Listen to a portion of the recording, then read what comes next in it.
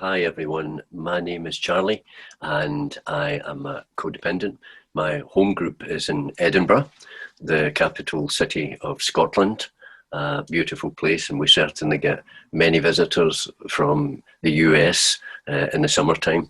I think CoDA's kind of knocking things in the head this year, but we get people turning up at the meetings from various parts of the world. So it's lovely to be virtually in Arizona. I'm thrilled when Rona asked me. It's nice when she got in touch and said, could I do a sort of longer share? And I think talking about the spiritual content of the traditions, and certainly tradition 6, it makes sense as to perhaps why I see that tradition as being so important to our fellowship, and how I seek to practice that principle on a personal basis.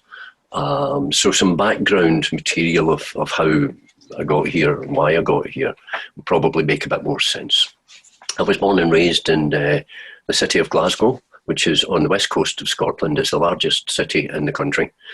I was born on the 7th of December 1951, 6 years after the end of the Second World War. And it was a very impoverished city. There was bomb damage done, and there were many traumatized people returning from the war. And I entered the world. It was a Friday at 8:15 p.m, I'm told. I don't remember it myself. I had no idea growing up that the people around me were very traumatized people, very damaged people. It was an industrial city, very much dominated by heavy engineering. And there were a lot of people who weren't just in that sort of poverty-conscious place, but there was a lot of alcoholism around. Scotland is notorious for drinking. It's not just whiskey that we drink, and we import that around the world, but it's certainly not just whiskey. So it was a strange culture, a strange society to grow up in. And I try to say this before I do a share, realizing that we all come from different places, different backgrounds, different views of the world, different society values. As a worldwide fellowship, that's an inevitability. And my scenery is my scenery, but when I first came to recovery, which was through another fellowship, and I know we don't sort of talk about other fellowship stuff, but it's part of my journey over the past, just coming up 49 years. So in a sense, it's inevitable that has an impact on how I ended up in Codependence Anonymous. But it's just my scenery, and I've listened to people whose experience was the total antithesis of mine. And at first I could not relate to them, if they were wealthy, if they were well educated, if they drove big cars, if they had prestigious jobs. I couldn't relate to them because all I could see was the scenery. I had no idea about the nature of the malady and the issues that we have in common. If we didn't have them in common, the 12 steps wouldn't make any sense, and we wouldn't have a fellowship of people who have experienced the trauma and the difficulties of codependency. Growing up in a home where the illness of alcoholism was prevalent was really confusing. I'm told, and I kind of sense it, although I don't remember it, I'm told that I was a very sensitive child. Always aware, inquiring, want to find out. But with that particular illness, there was a lot of hostility. My father was a very violent man. He was a very narcissistic man. And in my own recovery, I discovered he was a very ill man like myself. And I was able to find compassion and understanding, empathy, and eventually even love for a man that I hated for so long. Growing up in that society, I realised quite quickly, just because of the nature of... The Scots are very loving people, very generous people. There's an idea around the world that we're mean and dour people. We're not. But I can sort of see the damage that was done to my society. I've seen it over the years because I've certainly seen a recovery at a national level where people are changing. But I found it very difficult just to fit in. I remember at one point in my life, it's before the US managed to plant some feet on the moon, but they were talking about science fiction, and I thought, I must be an alien, I must be from one of those planets. I don't feel as if I belong here. I don't connect, I don't know how I fit in, I don't know what I'm supposed to be. So even at that very early age, my radars were on trying to figure out life and other people and myself and see how they might join together. And that was a struggle. That really was a struggle.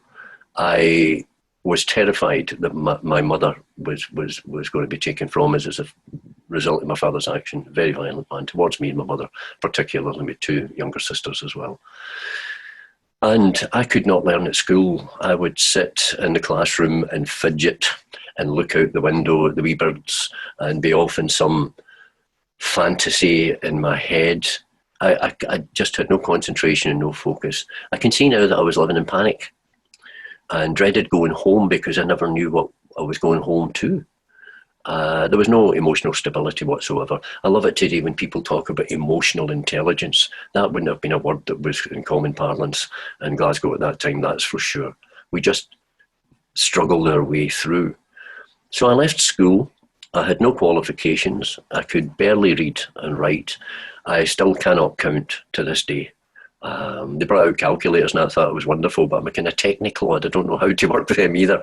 I've got friends who can count and they helped me out with that one, that's for sure. But I became very introverted. I'm certainly not going to go into my journey of my own personal journey of alcoholism, but when I discovered alcohol, I retreated into seeking a sense of ease and comfort in any way that I possibly could. It took me out of my head. It took me out of my emotions. It gave me a sense of lightness that I didn't have in my normal day-to-day emotional and psychological life. That just ended up a disaster, but I can see how the twists within me, emotionally especially, codependency started to really grow and develop. I could not handle relationships. I was always waiting for the fight, for the aggravation, for the difficulties to start. Very suspicious. I became very suspicious. I could not trust anyone. My mother was always saying I'm leaving, or my father was. Everyone wanted to leave, and I became a kid that just ran away all the time. My sisters or an aunts would be saying, "Where's Charlie?" And he's run away again.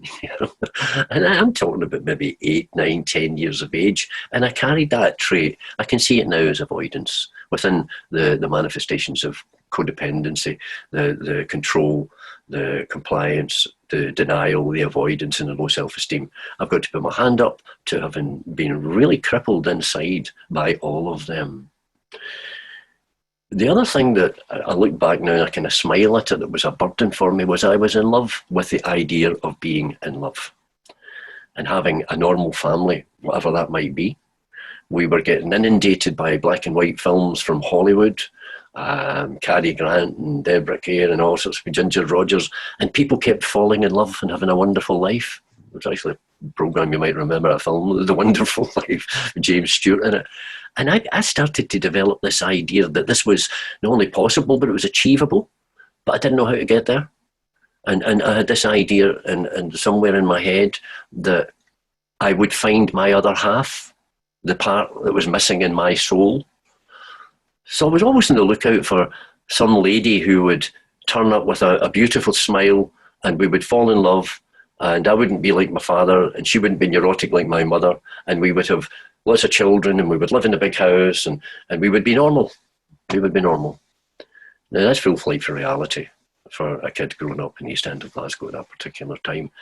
So I'm beginning to avoid my reality by getting into this fantasy stuff, and I'm living in denial of the truth of who I am, whatever that was, and how do I fit in to life. And I carried that for years. I was married 3 times, and the problem was I was not emotionally available.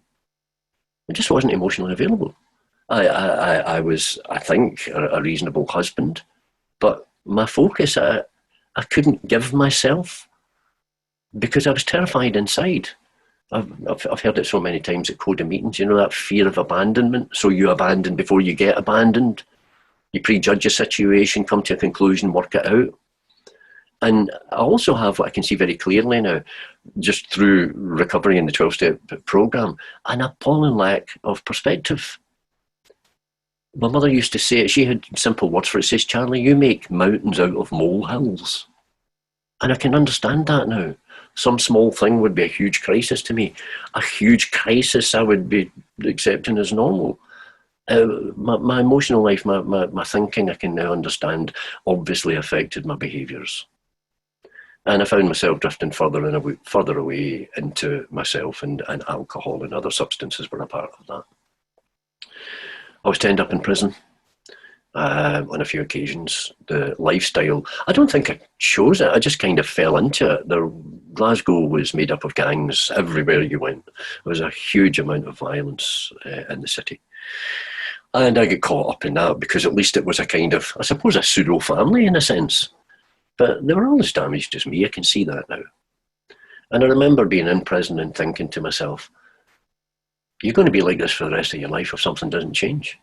I can see now that I was insane. Step 2 in the 12-step program applies to me in all sorts of ways. I needed restored to sanity, to some kind of right thinking, because it was so distorted. But I didn't know if that was possible. And if it was possible, I didn't know how to engage with it, or what it meant, or what it could be, what kind of changes there would be in my life. Anyway, marriage broke down, my wife left, and my drinking was off the Richter scale, it really was. Plus dabbling in other substances. I was a teenager in the 60s, so that was, we were listening to songs like, if you go to San Francisco, wear some flowers in your hair and smoke dope and drop acid and everything will be wonderful, grow your hair long. And I didn't know where California was, but I wanted to go there. Again, avoidance, fantasy, we'll go there and we'll live in Haight-Ashbury and philosophize. I didn't know what philosophy was, but I wanted to be one of them as well.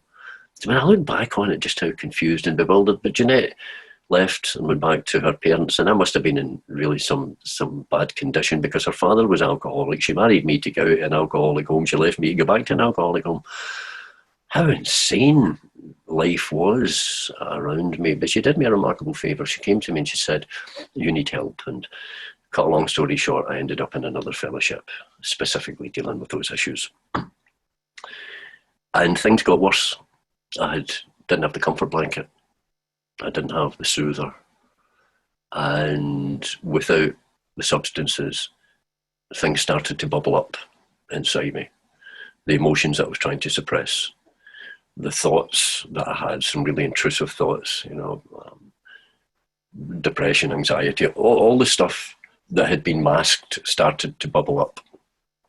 And I was very fortunate. In those days in Glasgow, there weren't many people talking about 12-step recovery program. There were some, but they spoke in code. The emphasis was don't drink and go to meetings and you'll be all right. And I thought, well, I obviously don't fit in here because I'm not all right, I'm getting worse. What's happening to me? But I was very fortunate. A man asked me to go for a coffee one night, and I was very suspicious of his motives, what is it? But I had no money, and I had no cigarettes, and I'm living on my own. And I said yes, and he supplied me with cigarettes, and he bought me coffee, and he talks about an illness, which was physical, mental, and spiritual. And he was the first one that I ever heard mentioned, and emotional. And that word emotional kind of got me because I can see now I was either in that control thing with rage and anger and manipulation, or I was in that very passive compliant place of, yes, I'll accept that. Okay, please don't leave me stuff. And I can see how the codependency really had a grip, but I had no terminology for it. I couldn't say this is codependency. I didn't know what it was. But that man became my sponsor, and I had my introduction to the 12-step recovery journey. And that was an eye-opener, and it was certainly of the educational variety. I didn't get a big bang experience, but I started to hear in a way that I had never heard before. I began to perceive in a way that I'd never perceived before. And in a sense, I got hope. And I find this, and I love the CoDA literature, particularly the workbook. It's short, it's concise, it's to the point. And my experience of step 4, and obviously having done it within CoDA, which was exactly the same, but much more illuminated because I had time behind me with some growing understanding, was that if everybody else was to blame, which is as far as I had ever gone, then I would remain powerless and I would be stuck with these old tapes, as it speaks about in the CoDA step 1, run around in my head.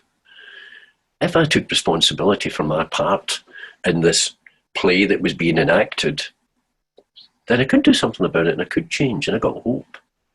And I began to realise that if I move through this process and I take it seriously, then I can perhaps be the person that I wanted to be when I was a child. Happy, joyous and free, basically. Of course, life in life's terms is not like that.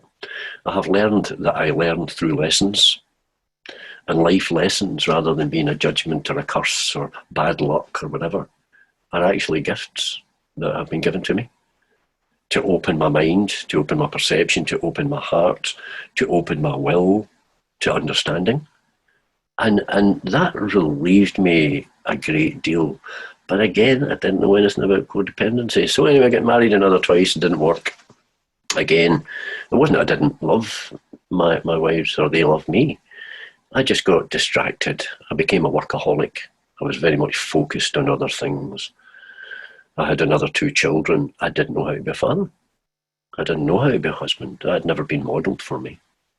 I tried, but again, this lack of emotional availability. And it was so confusing because I could be in tears. You know, I'm going to share my guilty secret with you. I love rom-coms. I cannot watch rom-coms without crying. It touches something in me. Again, that love of love. I don't know, a need for love. And other times I could be as cold as ice. I've stood at gravesides of people that I loved and felt nothing, and beat myself up because I should, in my head, I should be able to feel something. What a crazy merry-go-round looking at it now. After quite a number of years, and this applies to Tradition 6, I was employed to manage the Scottish Service Office of Alcoholics Anonymous. And I don't share a lot about this, but by goodness did that show me my codependency in a light that I had never seen it before. There's around 1,000 AA groups in Scotland, and everyone thought that they were my boss and were making demands of me. And it really started to pull up a lot of that emotional baggage that I had never looked at, I had never addressed, I had neatly avoided and denied. And it certainly touched the low self-esteem. And always, it hasn't been there for years now, thank goodness, but always there was this idea they're going to find me out and then throw me out.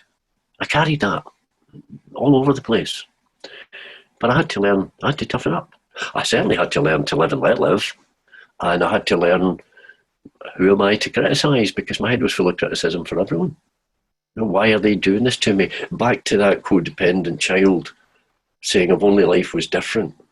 The actor wanted to run the whole show. And I don't have the power to do that. And it's lovely, the CoDA step 1, you know, we're powerless over others. I honestly thought that was that people were more powerful than me. But when I started to understand it was what I invested in other people was why I was powerless over them. I was obsessed by thinking about what they thought about me and then interpreting it or whatever. But I got to a point where my health started to break. I had heart problems and all sorts of other different issues. And what I've discovered, I never say this, I hope no one ever gets scared by it, but it's just my truth. I had no hiding place whatsoever. I was basically in a place where my dependency on a loving higher power had to be the core value and expression of my life. I put up a good fight, which was nuts in the first place. Who wants to be told that they have an illness which keeps them insane and destroys their life and then spends a lot of time trying to justify why they should not do the steps and change? And that's where I was. But I got to a point where I was really... A friend of mine said I was languishing. My life was languishing. I'd been around a long time, but I was languishing. And there was a friend of mine who I had become his sponsor. I'd been in a treatment centre, and in the treatment centre they had mentioned codependency. And he and another couple of guys had set up a meeting in Edinburgh, which would be about maybe 15 years ago. They went along to it and it didn't work. There weren't many people engaging with the 12-step journey. And there was people having relationships with each other, which is crazy, but I suppose understandable in many ways. And it kind of fell apart. Excuse me. So this is a few years later, and some people had heard this and said to him, what's this CoDA about? And he was talking to them about it, and they were asking if we could possibly start a meeting. And he called me and said to me, would you be interested in helping me start a CoDA meeting, a Codependency Anonymous? I says, I don't know anything about codependency. Now, that's pretty crazy, because within my journey in another fellowship, I had looked at this stuff, but again, the terminology and the framework that the 12 steps in CoDA has was unfamiliar to me. I remember the sponsor many years ago giving me a letter that was written by one of the co-founders of Alcoholics Anonymous called The Next Frontier, Emotional Sobriety. And I read that letter. It was only 3 or 4 short paragraphs, but it really spoke to me when the man spoke about his problems and difficulties and depressions and frustrations all hinged around his attachments. And there was so much in my life I either hadn't or couldn't let go of, or had never addressed. Anyway, talking to my friend Mike, I said, yeah, okay, it's the same 12 steps, it's the same 12 traditions. I'm familiar with that, okay. And I went along to the meeting and they read out the codependent patterns. I don't know which one it was. But wow, it was like getting a punch in the solar plexus. I actually felt kind of queasy, oh, what is this? Because what I had garnished and gathered over the years, rather than being scattered, got pulled together. And he gave me the leaflet with the codependency traits in it. I took it home and I read them all. And I couldn't believe the depth of identification that I was getting. It was phenomenal. And it was explaining my life without chemical issues around it. It was explaining me from that frightened child who desperately needed and wanted love. But whatever the circumstances, in many ways they're kind of irrelevant, did not have that and grew in a kind of distorted way. It made sense of so many aspects of my life and the difficulties around my life. Again, it was like another aspect of the awakening to truth. I have practiced prayer and meditation, and I have my own understanding of a loving power greater than myself. And I had been, it wasn't just in times in crisis, it was, please will you help me? Which normally would have been around, this is my ideas, this is what I want, would you co-sign it, please? But life had brought me to a point where that was not an option. It really was, will you help me, please? I want to join the human race just as another human being. I want to be able to emotionally connect without being driven by fear and insecurity. I want to be able to live in the moment, enjoy the moment, whoever I'm with, even if it's disturbed, broken people, which I'm very happy with today, without it all being about me.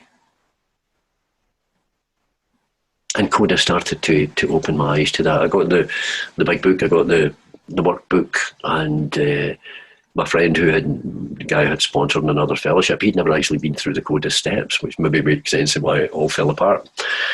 So we went through the steps together, and we got closer, and we've been friends for about 12, 13, 14 years more, maybe, I don't know. But we really got closer because we were getting down to, rather than symptoms, we were getting down to causes and conditions. And doing it without blame, and doing it without justification. Just seeing codependency for what it is. We now have 4 groups in Scotland, which isn't many. It's only a small country, but it's not many, but it's grown. The amount of people who are coming to, our Zoom babies really, never been to a live meeting, who are coming along to CoDA. And that's wonderful to see. Friends that I'm sharing with have known for many years, and we're talking through CoDA stuff, and I'm loving that. Absolutely remarkable.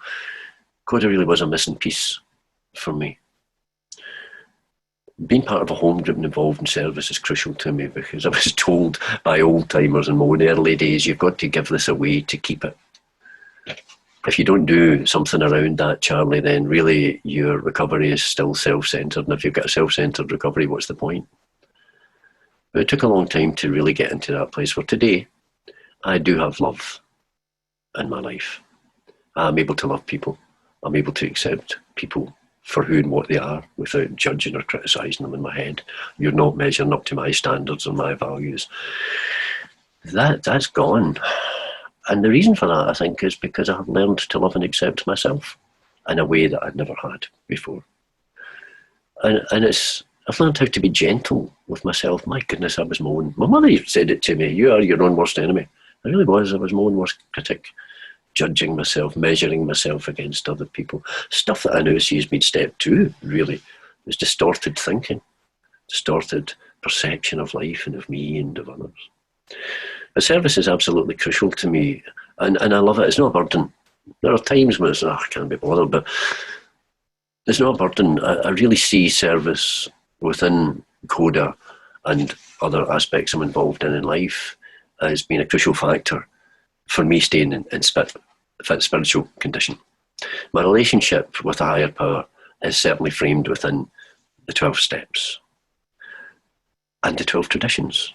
And it was so true what Rona said earlier there, it's as if the traditions are a side dish and the steps are the main course. And I don't know about you, but I'm quite small and skinny. I can't eat a lot. If you give me a main course, I can't get to the side dish. So I've got to be proportional and understand that it's not just about me, it's about we. When Rona read it out there, I was kind of smiling because I don't think there's a wasted word in the 12 steps or the 12 traditions. They were well thought through. And as the founder of the mothership of AA said, these traditions, these steps, they were founded on the anvil of experience. And it was the difficult experiences that they went through, there was the realisation, and CoDA is no different. If we don't learn how to join and fit together as a fellowship, how will we ever learn to carry the message to codependents who still suffer? And that makes absolute sense to me. So, and I understand that for me, I can only interpret the traditions within the traditions.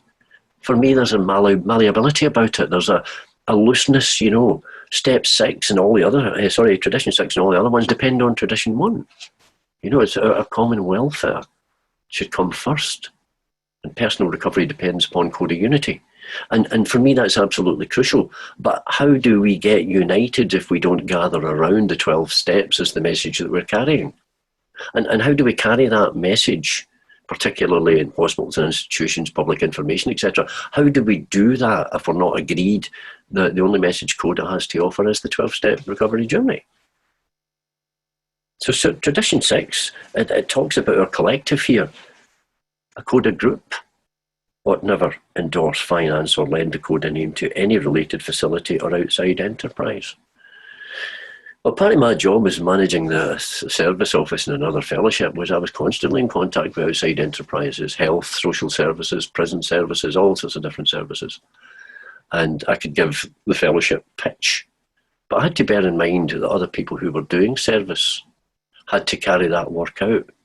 And if they didn't grasp the reality that if we wander off into the wilderness of promoting other ventures, no matter how wonderful they are, that we dilute as a fellowship our own message. And it was funny, the 10th of June, just a day or two ago, was the 86th anniversary of the founding of the mothership of Alcoholics Anonymous. And the 12 Steps has survived, and we have survived in all of the 12-step fellowships based on the traditions. I've got an old friend who, I think he chuckles because it does sort of wind people up quite a bit when he often says at meetings, the traditions are more important than the steps.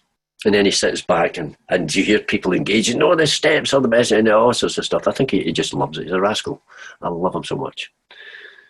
And I think he's right, because the engagement with the steps is a personal choice.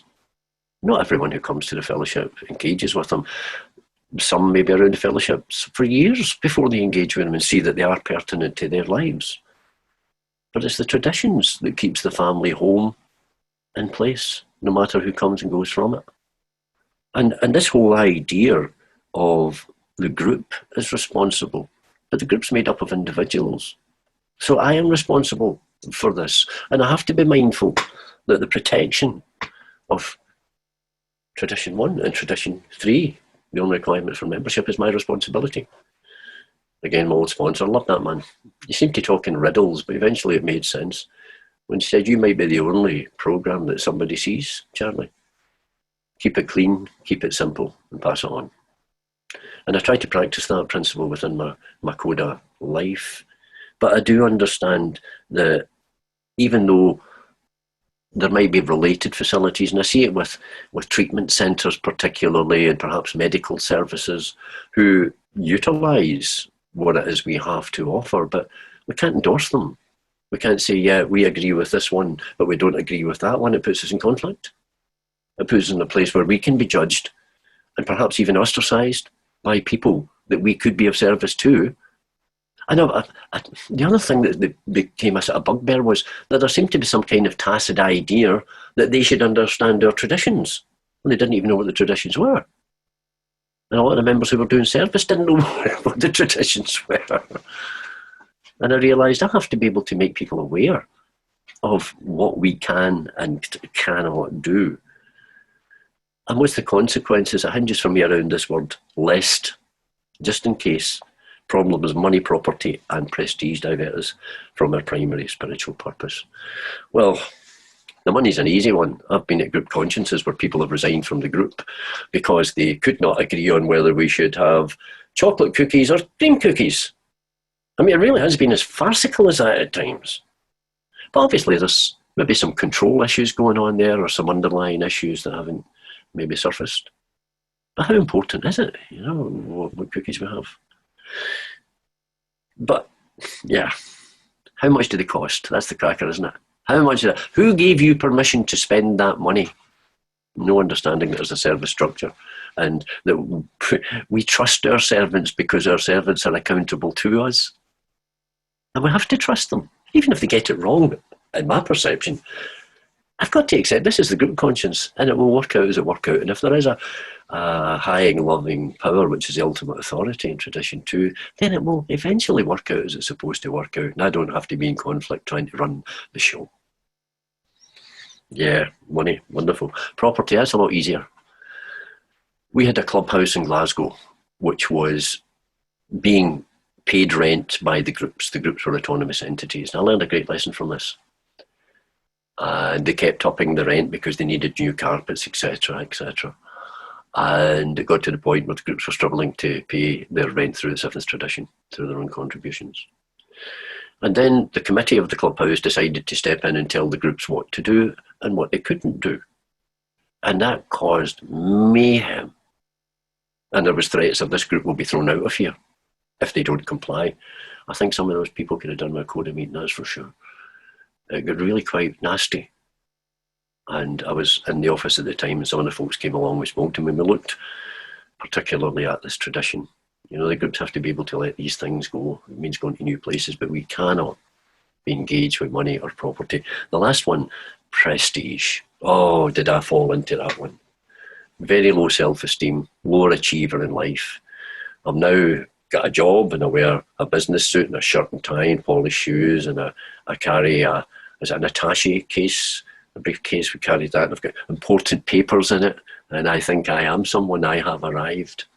But I'll tell you, I have never learned anything about humility without first and foremost humiliating myself. That ain't a bad thing. So when I've made a bit of a mess of something, that's usually when it gets my attention. I think, okay, let's go. Let's learn from this one. The highest anyone can get in Codependence Anonymous is a trusted servant. We don't have kings of the castle or queens of the castle. We have trusted servants. The question then comes in, do I trust those who have been voted in to a position? Not always. Sometimes I see within them what I've discovered within myself. There's maybe defects of character or shortcomings, there are flaws there. They've maybe not been 12 stepped into the position and they're just doing whatever it is they do. But I think this idea about personalities, it's often the light is shone on people who are celebrities, putting their second name in newspapers or TV shows or whatever. And of course that is an aspect of it.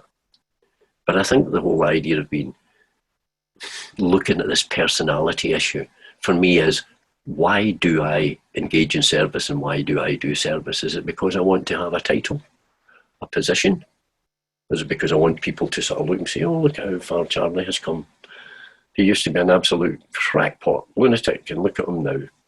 He goes around with papers and he takes notes at service meetings. He could barely read and write. Now, to be a member of Codependence Anonymous is the basis of my spirituality. My understanding of spirituality within the context of Step 6 is that I have to embrace a very profound but simple truth. I am not the driver of the bus. I'm just another passenger on the bus with all the other passengers. No one is more important than anyone else. And the person who, thank you, the person who is causing the most difficulties can very often turn out to be a wise old sage and an elder statesman at some point. The minority voice has to be heard. Understanding that, and it goes back to this identifying the traditions and working the traditions within the traditions. It goes back to tradition too. For our group purposes, there is but one ultimate authority, a loving God as he may express himself through our group conscience. So really, if I've got personality issues and problems with other people, I am not trusting that this fellowship and its business is unfolding as it should. And as it says in the step 1 in the CoDA workbook, there is a plan.